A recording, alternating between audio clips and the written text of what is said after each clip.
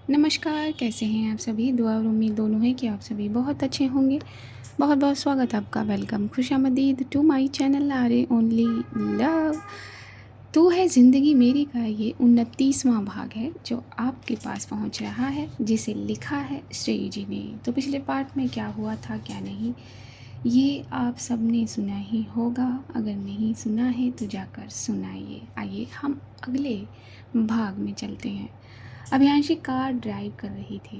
भावना उसके बगल में बैठी सिर्फ अभियांशी को चोर नज़रों से देखने की कोशिश कर रही थी।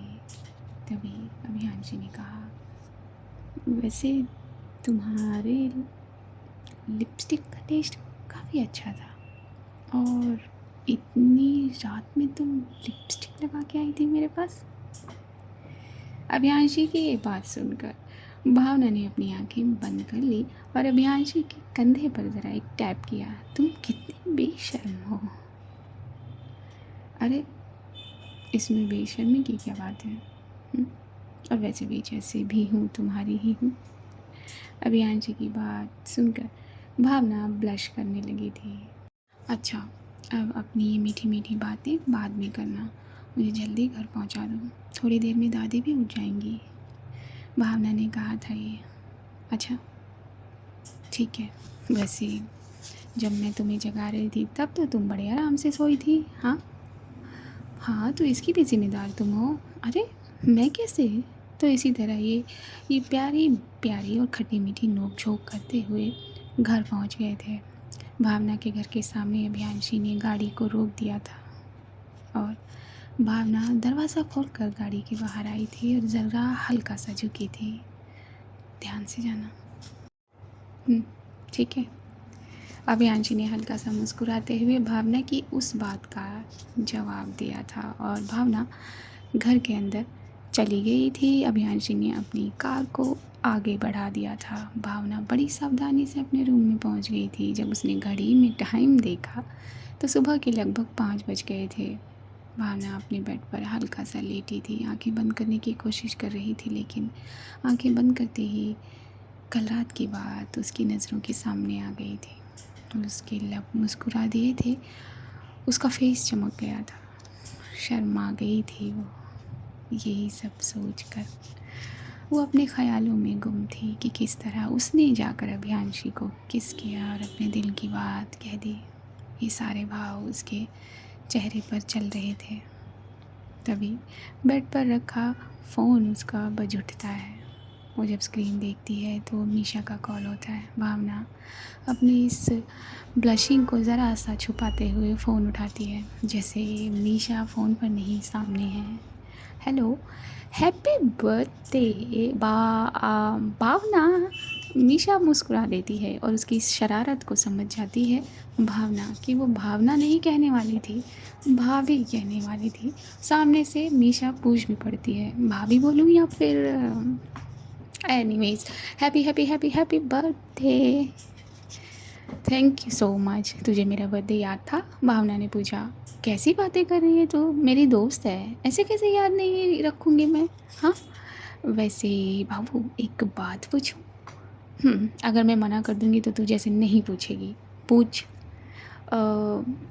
तुझे अभी तक तो अभियांशी दी ने विश कर दिया होगा ना? मीशा की बात सुनकर थोड़ा सा खामोश हो जाती है भावना। बोलना, इसका मतलब कर दिया है। तू क्या करेगी ये जानकर? अरे मैं क्या करूँगी, मैं तेरी दोस्त हूँ ना, तो मुझे तो बता ही सकती है ये सारी चीज़ें। हाँ, दोस्त क्या कह के कि तू मुझे सारी बातें निकलवा लेती। चल फ़ोन रख। ये कह के भावना फ़ोन कट कर देती है और फिर वापस अपने ख्यालों में गुम हो जाती है। थोड़ी देर बाद ख्याल जी लेने के वॉशरूम की तरफ बढ़ जाती है। फट से वो नहा धोकर मिरर के सामने आती है, रेडी होने लगती है ट्रेडिशनल ग्रीन कलर के सलवार सूट में। भावना हमेशा ज़्यादातर सूट सलवार ही पहनती है। माथे पर एक छोटी सी बिंदी, आँखों में हल्का सा काजल और होंठों पर वो लाल रंग की लिपस्टिक। और क्या ही कहें कि क्या लगती है, कयामत ही लगती है भावना। भावना फिर अपने दुपट्टे को अपने कंधे पर रखती है और दादी के पास पहुंचती है। अरे जन्मदिन की बहुत सारी शुभकामनाएं। भावना जैसे ही ये सुनती है दादी के पैर छू लेती है और दादी ढेर सारा आशीर्वाद उसके सर को सौंप देती हैं और फट से भावना की बलाएं उतार लेती हैं क्योंकि आज वो खूबसूरत लग रही थी। नज़र न लगे मेरी बच्ची को। भावना दादी के गले लग जाती है थैंक यू बोलकर। फिर भावना की दादी भावना से कहती हैं बेटा मैं मंदिर जा रही हूँ, आज तेरा जन्मदिन है ना। मेरा भी मन कर रहा है मंदिर जाने का दादी, लेकिन क्या करूँ, कॉलेज भी जाना और एग्ज़ाम भी है और मंदिर से लौटते भी बहुत देर हो जाएगी। तभी भावना की भवें उचकती हैं। एक काम करती हूँ दादी, मैं आपको मंदिर छोड़ के फिर वहाँ से कॉलेज के लिए निकल जाती हूँ, है ना। हाँ ठीक है, जैसा तुझे ठीक लगे। ओके ठीक है दादी, तो चलें फिर। और ये दोनों निकल पड़ते हैं कॉलेज जाने के लिए। भावना और मंदिर जाने के लिए दादी स्कूटी के पास ये दोनों पहुंचते हैं। दादी आराम से बैठना, पकड़ कर बैठना। भावना की इस बात पर दादी हंस देती हैं और उसे पकड़ कर बैठ जाती हैं। भावना अपनी स्कूटी को स्टार्ट करती है। थोड़ी ही देर बाद ये दोनों मंदिर के सामने पहुंच जाते हैं।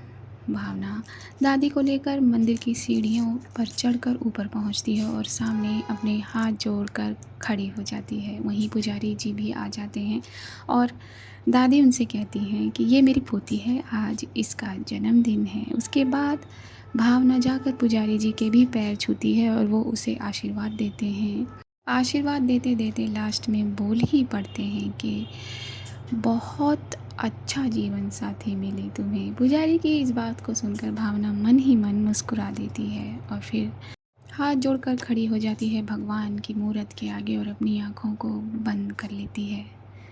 Thank you God, thank you so much मेरी लाइफ में ऐसा इंसान को भेजने के लिए जो मुझसे इतना प्यार करती है। बस आपसे एक विनती है, हमारे प्यार को किसी की नज़र न लगने देना, उसे कभी भी मुझसे दूर मत करना प्लीज़ गॉड। मैं पहली बार अपनी ज़िंदगी में आपसे कुछ मांग रही हूँ, प्लीज़। अपने मन में ये प्रार्थना करके भावना अपनी आँखों को खोलती है और फिर भगवान की इस मूर्त को प्रणाम करते हुए दादी से कहती है दादी मैं तो जा रही हूँ लेकिन आप कैसे जाओगे। अरे बेटा मैं रिक्शा से चली जाऊँगी, तू परेशान मत हो, तेरी परीक्षा है ना आज, जा जल्दी कॉलेज के लिए निकल जा। पक्का ना दादी। हाँ हाँ पक्का, ठीक है। ये कह के भावना कॉलेज के लिए निकल जाती है। अभियांशी आज इतनी देर तक सो रही थी, उसे वक्त का कुछ अंदाज़ा ही नहीं था। तभी उसका फ़ोन रिंग कर जाता है। अभियांशी फ़ोन को उठाकर कान पर लगा लेती है। हेलो। उधर से करण बोल पड़ता है अभी तक तो ठीक तो है ना, फीवर वीवर तो नहीं है तुझे। हाँ बोल ना, क्या बके जा रहे सुबह सुबह, क्या हो गया तुझे। अरे तू अभी तक ऑफिस नहीं आई तो मुझे लगा कहीं तेरी तबीयत तो ख़राब नहीं हो गई। चुप, जो बोलता है ऐसे ही बोलता है। अरे मैं क्या बोलता हूँ, तू वक्त देख, टाइम देख, कितना टाइम हो गया है। करण की बात सुनकर अभियांशी घड़ी देखती है तो घड़ी में 9:30 बज चुके थे। अरे इतना टाइम हो गया, मुझे पता ही नहीं चला। ठीक है, मैं आधे घंटे में ऑफिस पहुँचती हूँ। ओके। ये कहकर वो फ़ोन कट करके अपनी वॉशरूम चली जाती है। थोड़ी ही देर बाद नहाकर बाहर आती है, कपड़े पहनती है, अच्छे से रेडी होकर अपने फ़ोन और अपने लैपटॉप को उठाती है और सीधा ऑफ़िस के लिए निकल जाती है। थोड़ी देर के बाद अभियांशी ऑफ़िस पहुंच जाती है। वो सीधा अपनी कैबिन पर पहुंचती है जहां करण पहले से ही मौजूद है। अभियांशी जाकर अपनी चेयर पर बैठ जाती है। करण उसे घूर कर देखने लगता है। क्या हुआ, हाँ ऐसे क्यों देख रहा है। अरे कुछ नहीं, बस देख रहा हूँ ऐसे। और तेरा चेहरा ग्लो कर रहा है तो अपने आप नज़र जा रही है। तू इतनी देर तक कैसे सोई हुई है। फोकस कर काम पर, ज़्यादा दिमाग मत दौड़ाओ, समझा। ये सही है, खुद लेट आओ तो ज़्यादा दिमाग मत दौड़ा और मैं लेट हो जाता हूँ तो फ़ोन चले जाते हैं। तू काम करेगा या कि नहीं। हाँ। करण ये कहते हुए अपने काम पर लग जाता है। भावना वहाँ कॉलेज पहुँच गई और जल्दी जल्दी उसके कदम एग्ज़ाम हॉल की तरफ बढ़े हैं और जाकर उसने अपनी सीट ग्रहण कर ली है। मीशा और कीर्ति वो पहले से ही सीट पर बैठे हुए हैं। एग्ज़ाम शुरू होने में 5 ही मिनट बाकी थे कि प्रिंसिपल साहब अपने कदम एग्ज़ाम हॉल की तरफ ले आते हैं। हेलो, जैसे कि कल लास्ट एग्ज़ाम है और एग्ज़ाम ख़त्म होने के बाद फंक्शन होने वाला है। तो जिस जिस स्टूडेंट को जिस जिस एक्टिविटी में पार्टिसिपेट करना है वो मिस शुक्ला के पास जाकर अपने अपने नाम रजिस्टर करा दें। प्रिंसिपल साहब ये नोटिफिकेशन देकर यहाँ से चले जाते हैं। एग्ज़ाम शुरू हो जाता है और सभी छात्र छात्राएं अपने अपने एग्ज़ाम पेपर को भरने लगते हैं। इसी तरह एग्ज़ाम पूरा हो जाता है। एग्ज़ाम पूरा होते ही सभी स्टूडेंट जो भी इसमें रुचि दिखाना चाहते हैं या दिखा रहे हैं उनके कदम वहीं बढ़ने लगते हैं जहाँ के लिए प्रिंसिपल साहब कह कर चले गए हैं। भावना को इसमें कोई इंटरेस्ट नहीं था, इसलिए उसके कदम वहाँ गए ही नहीं थे। कीर्ति और मीशा ने भी उसके पीछे पीछे अपने कदम बढ़ा दिए थे। अरे भावना सुन ना, इतनी जल्दी क्या है? पीछे मुड़ी थी भावना मीशा की पुकार पर। हाँ क्या हुआ, बोल। अरे वो मीशा कुछ कहने ही वाली थी कि भावना का फ़ोन रिंग कर गया था। जब भावना ने अपनी फ़ोन स्क्रीन को देखा तो उसके चेहरे पर एक बहुत प्यारी सी मीठी सी स्माइल आ गई थी। मीशा समझ गई थी कि कॉल किसका हो सकता है, फिर उसने कुछ कहा ही नहीं था।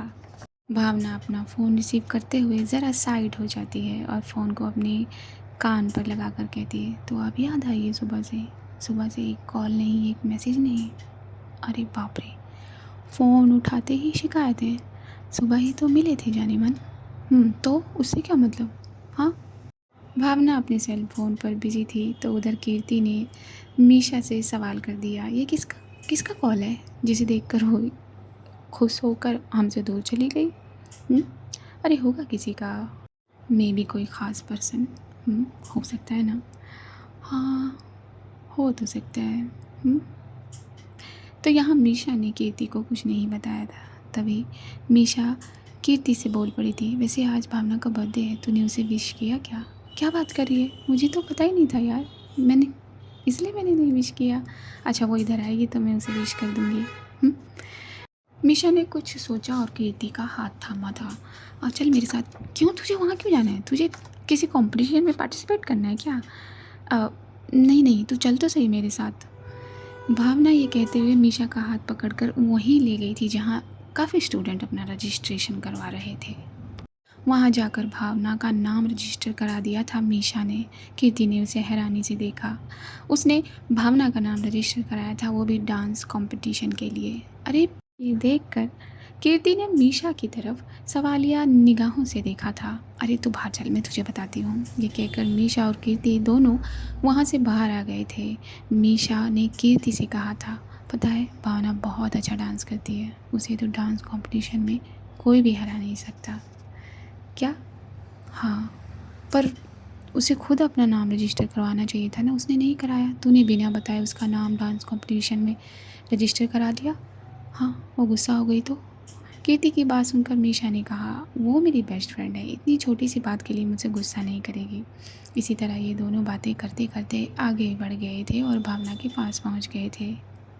कीर्ति ने देखा जब भावना फ़ोन से फ्री हो गई है तो उसने उसे बर्थडे विश किया था। Hey happy birthday, thank you so much, Bhavna ने उसकी विश का जवाब दिया था। वैसे भावना, मैंने सुना है कि तुम बहुत अच्छा डांस करती हो, कीर्ति ने पूछ लिया था भावना से। नहीं ऐसा नहीं है कुछ भी। भावना ने मुस्कुराकर ये बात टाल देनी चाहिए थी लेकिन कीर्ति ने उसे पकड़ा। अरे मुझे तो भावना ने कहा कि तुम बहुत अच्छा डांस करती हो और उसने तो तुम्हारा नाम डांस कंपटीशन में भी रजिस्टर करा दिया है। कीर्ति की बात सुनकर भावना ने घूर कर मीशा की तरफ देखा था और ऐसे घूरा था जैसे भावना अभी कत्ल कर देगी मीशा का। रुक मीशा की बच्ची, मैं तुझे बताती हूँ, अब तो नहीं बचेगी, ये कहकर भागने लगी थी भावना, क्योंकि उसके आगे मीशा ने दौड़ लगा दी थी। कॉलेज के ग्राउंड एरिया में आ गए थे। तूने मेरा नाम मुझसे बिना पूछे कैसे रजिस्टर कराया? कैसे? रुक जा। अरे नहीं मुझे माफ़ कर दे भाभी, मेरा मतलब भावना नहीं बेस्टी। तो इसी तरह मीशा आगे भाग रही थी और उसके पीछे भावना। तो आज का भाग यहीं तक पहुंचा था जो आप लोगों तक पहुंच गया। ये कहानी, ये प्रेम कहानी कैसी लग रही है आप लोग कमेंट करके बता सकते हैं। खुश रहिए और ख़याल रखिए अपने पेरेंट्स का, दुआ करते रहिए अपने पेरेंट्स के लिए, सामने वाले के पेरेंट्स के लिए दुआ करते रहिए, नीडी चिल्ड्रंस के लिए दुआ करते रहिए।